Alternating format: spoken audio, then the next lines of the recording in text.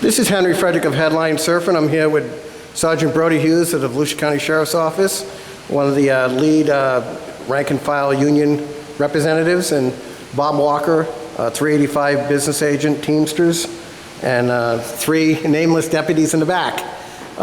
Gentlemen, you got your contract. I guess this is an interim as far as you're concerned, or this isn't a full Monty? No, this is a compromise on our part in order to bring this to conclusion. There's still a lot of work to be done.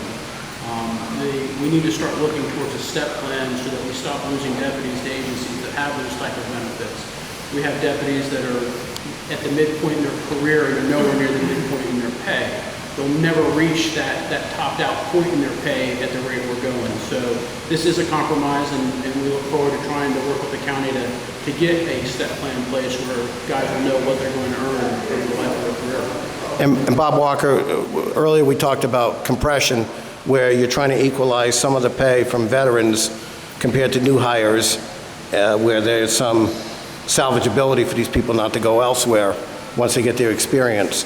And what, a couple $100,000 infused in this initial contract? 200,000, that was the figure I heard. What would be the optimum figure if you could have had a better, maybe a third year tacked on, or? Well, there's no easy way to fix this. Right. What I'd like to see us do is go back to them now and say, here's a plan that we've put together that fixes the pay, not just for deputies and sergeants, but across the board in the sheriff's office with the lieutenants, captains, and majors, and all the way up. That number there is just under $5 million.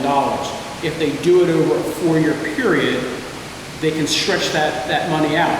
3 years with the union and a year to fix their command staff, and you're looking at a little over $1 million a year. That's a lot more palatable than trying to do it all at once. And some of these salaries are a little elongated because you are very short in manpower. You've had some overtime where guys have been able to benefit from that, but I would think that after a while, that kind of breaks you down too. It takes a toll on the deputies. Our deputies are working the equivalent of a second job to make ends meet in overtime. And it does, it takes a toll. It's probably one of the most stressful jobs in America, and now the added scrutiny that we're finding ourselves under, guys need their time off. They need that time to decompress, and they're not getting it because they're forced to work overtime to fill shifts and whatnot.